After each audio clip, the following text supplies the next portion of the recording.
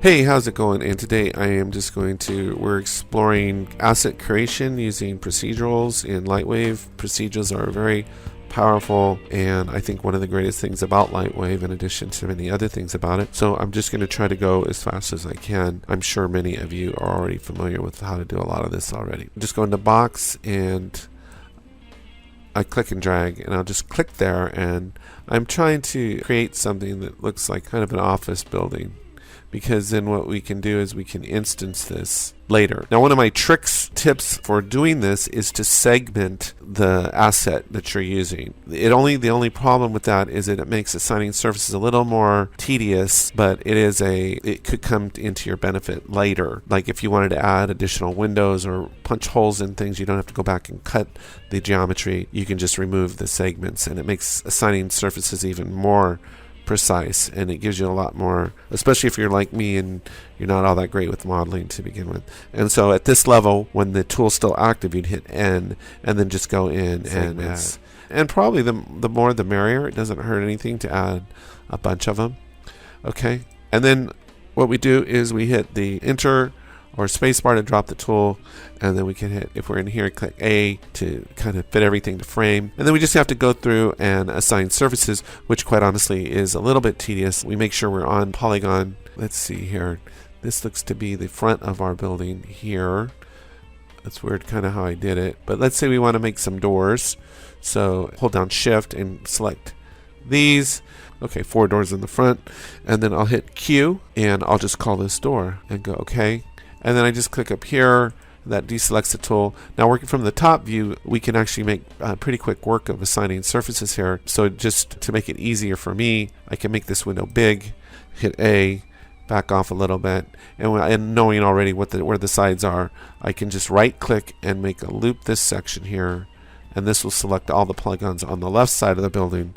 I go Q, we'll go left, okay, deselect, right click, loop this, get all this, and then Q, and that's the back of the building. Okay, and then deselect, right click. If you accidentally select a polygon you didn't mean to, you can just click on the polygon to deselect it. So this is Q, and this will be the right side of the building. Okay, and then lastly, the front of the building. So I'll actually need to do something here to show you exactly what I mean. So we got this, and I'm going to go Q. I kind of messed up. So let's go to front. Let me cancel this real fast. So let me go back into all my views here.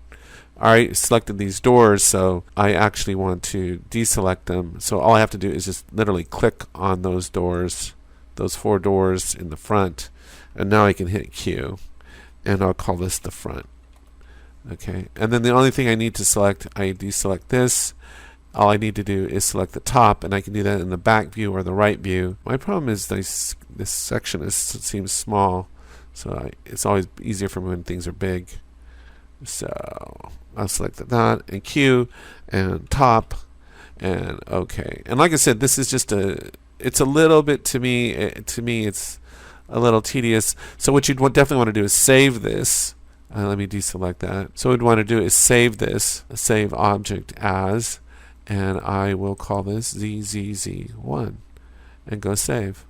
Okay, so now we've got our asset. Remember, if nothing's selected, everything's selected. So we can center this. We can go F2 to center it, F3, rest it on the ground, and then we can just set this over to layout. And it should come in, and there it is, all rested on the ground, and our surfaces are assigned. And I don't know how long that took. It probably took. We go into the surface editor. We can do all of this, what I'm getting ready to do, in the modeler, but we wouldn't be able to really see what it looked like. So you can just do this in layout or in modeler. While I'm doing this, I might as well go ahead and add a ground plane. It's just something there. Okay. And we'll zoom back in. Okay, and now we're getting there. Again, I have this object saved out, so I should be able to recall this back in as if I need it for any other purpose. So now what we're going to do is we're going to assign, if you go into the surface editor first, you'll notice it's funny, I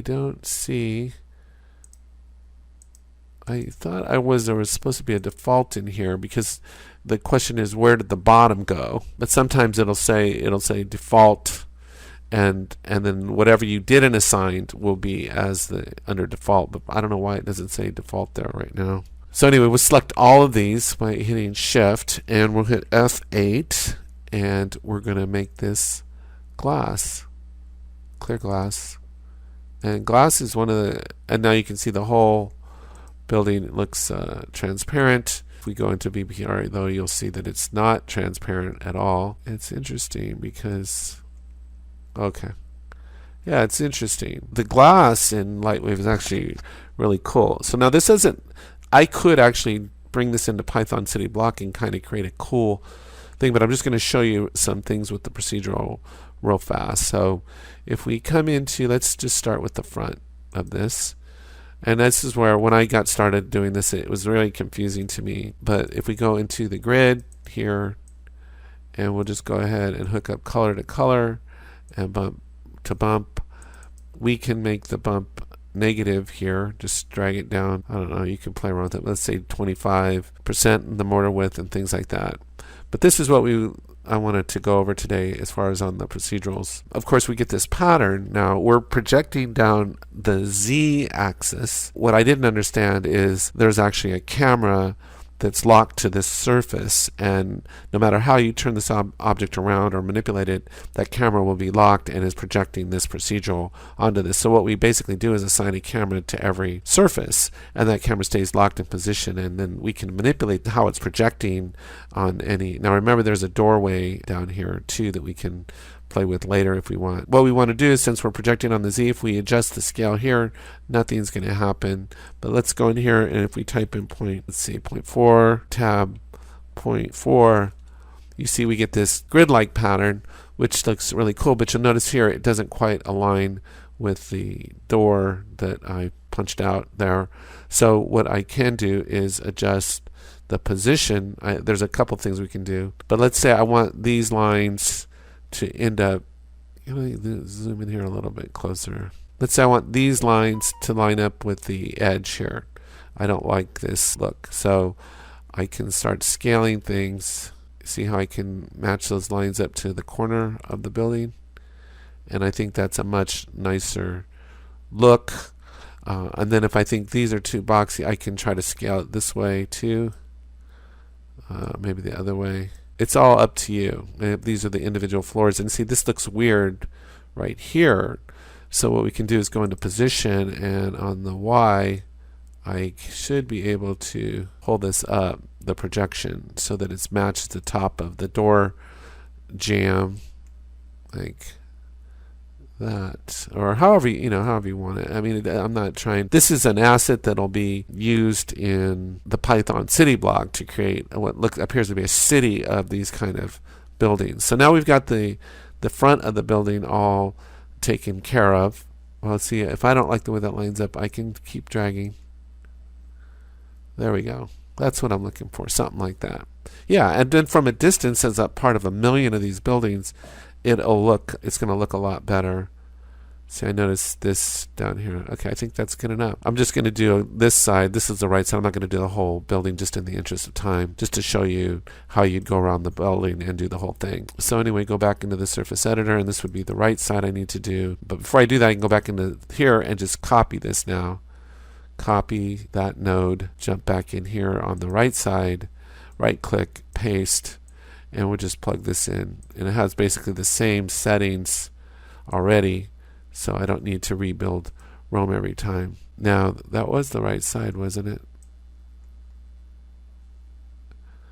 So let's see. Oh, I see it. It's because it's dark over here. So one trick is that on the distant light, you can only rotate it. So one thing we can do is rotate this. See how the shadow's changing?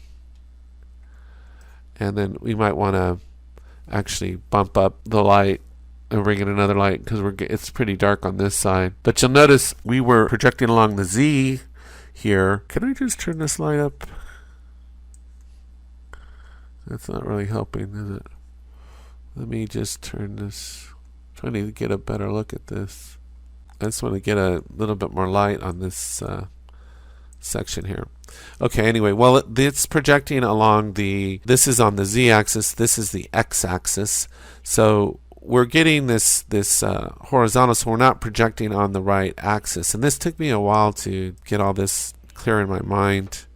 So let me go in here and double click this, and then we'll minimize this so we can have access to this window. So we want to project on the X, and then you see once we do, we're getting the pattern. Now if you like, horizontal lines, horizontal lines here, or vertical lines on the Y, you could do that, or you could just go to the X, which is the pattern that we had been playing around with. And of course, because this is a different shape, we would have to configure this a little bit differently. So if we're on the Y, that means that we should be able to adjust the Z. Is it lower? I gotta go. Yeah, we can adjust the Z and X. So whatever axis you're projecting on, then the other two axes you can adjust. So let's say we're just going to leave it like that.